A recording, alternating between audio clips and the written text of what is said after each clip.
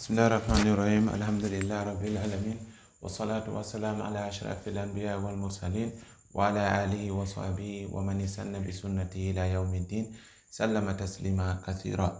رب اشرح لي صدري ويسر لي أمري واحلل عقدة من لساني يفقهوا قولي. وهذا عندك إن شاء الله كسيري ميدم يواوي دعاء انداري دعاء نمرو 4 كنمو دعاء نمرو 4 لوبي ربنا أفرغ علينا صبرا وثبت أقدامنا وانصرنا على القوم الكافرين. ربنا أفرغ علينا صبرا وثبت أقدامنا وانصرنا على القوم الكافرين. هذا دوكاد إن شاء الله يوتي تاو سيدا في استوار أو دوادو يلتو إن شاء الله نداري هونو دوا on kadi yaadiri e gurdam nelaɗo sallallahu alaihi wasallam e ko honno kadi o duwaɗo wawata yaadirde e gurdam men ɗam. Haray o duwaɗo ka raɓɓindingol ko tan annabi Dawud woni ko o duwaɗo janga. Joni noon ko en andu taw ko homɓe wonno bani Israil. Inchallah en iyoye e série gomo waɗoyten inchallah ka yewten fi histoire annabaɓen. Donc ɗo en natta e détail ji panɗi.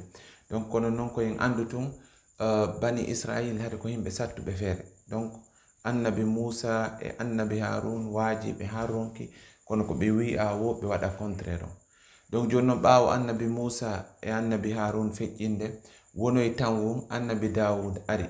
Joni noon annabi Dawud kadi ñande goo hiɓe yaadude fiyawgol waɗa guerre contre homɓe Jalut. Donc Jalut ko ɗum ɓe na Goliath e anglais ɗum ko histoire no juuti seeɗa kono en alana de on détail ɗon.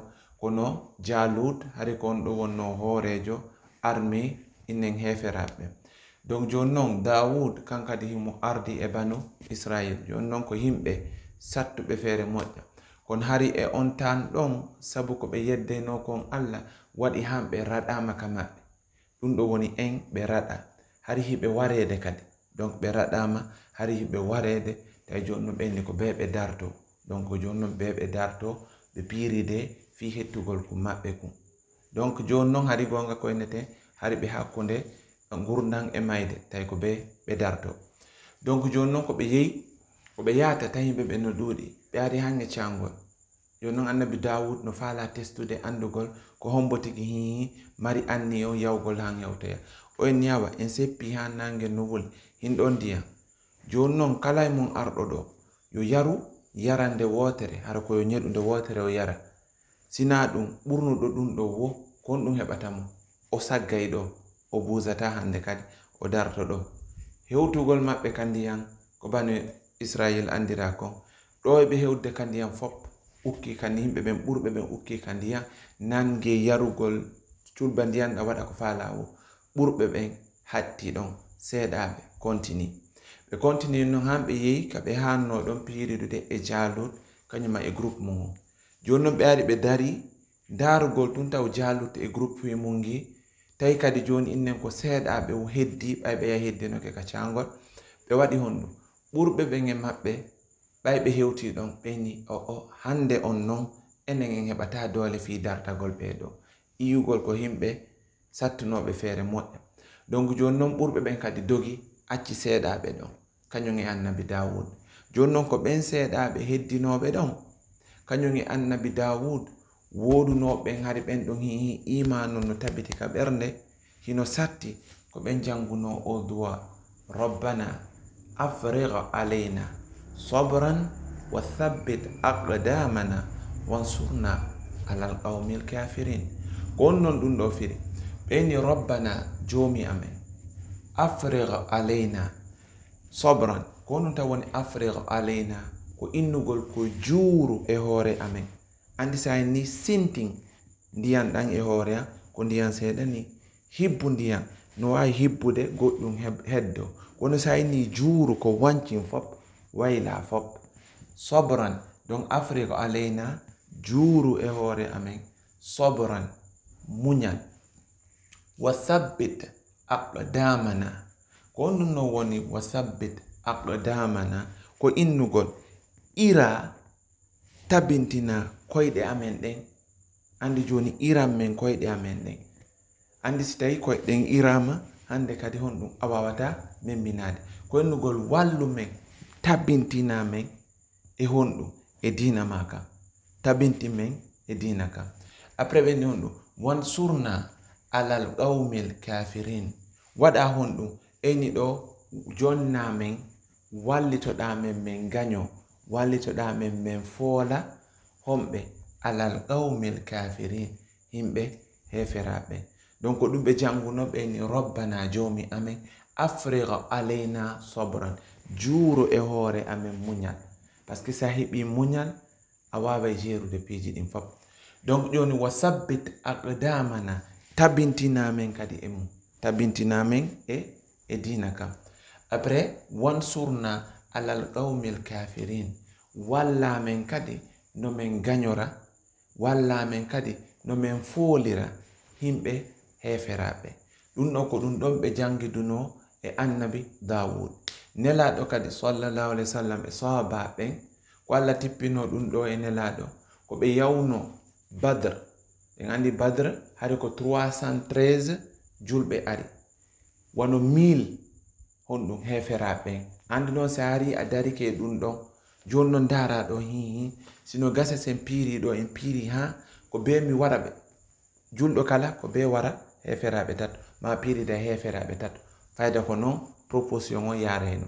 donc joni noon ɓe dari ɗon kulol alay emo kala ɓe diwna ɗon ɓe huli ɗon, kono honɗum afriga alayna sobran, waɗumen himɓe muññiɓe e hoore sattende e hoore ko muusi e hoore ko yurmi, ɗum ɗon fop juuru yurmen nden e hoore amen tabintinamen kadi tabintinamen, par ce que si a tabintinali men e mum mi wawi wonde minute goto hara min jogii diina sattendi ara tun min accita diina kam, mi wawi wonde minute goto min jogii diina min iya faaleji amen ɗin tun min terto diina, par ce que ko piiji ɗiɗi ittata goɗɗo e diina kam, ko ɓuri kon ko sattende nden kañuma e faaleji ɗin, kono sa wawi ɗiɗo ɗiɗi sattende e faaleji ɗi ɗum ɗon ko ɓuri kon a wawai tabitude e diina kam, kono toroɗa Allah kadi yo wallitoma.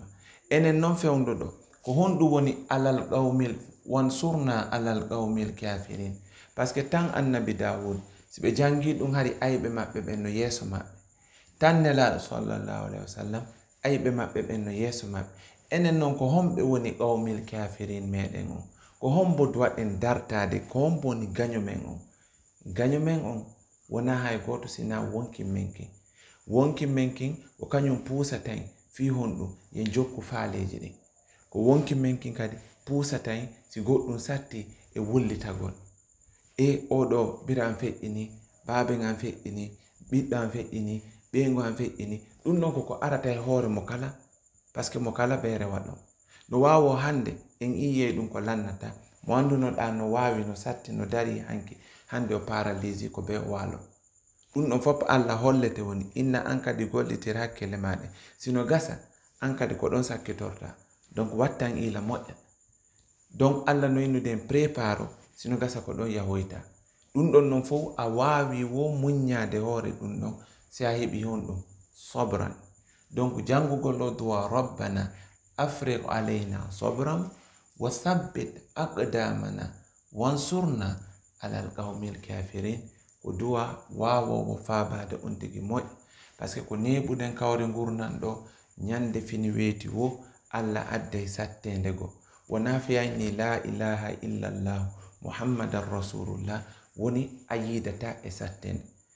himɓe ɓe Allah ɓurno ɓen yiɗude ko ɓen himɓe ɓuri sattirede, no Allah sattiniran ma wo ko non o faala townirde fima.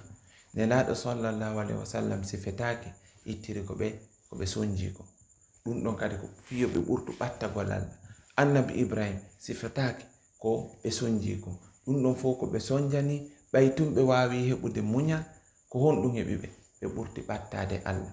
haray enen kadi ko yen jangu duwa o faamen mo, anden ko honno gollitireten mo, sen heɓi tun sattende ɗum ɗo en falama wullude rabbana afriq alayna sobran wa thabbit aqdamana wansurna alal qawmil kafirin, on tigi janga mo andugol waɗa ka hakkil mum, Allah sortelan e ɗum ɗo. wa sallallahu wa sallam wa baraka ala nabiyana Muhammad وآله وصحبه أجمعين. رب ارحمهما كما ربياني صغيرا.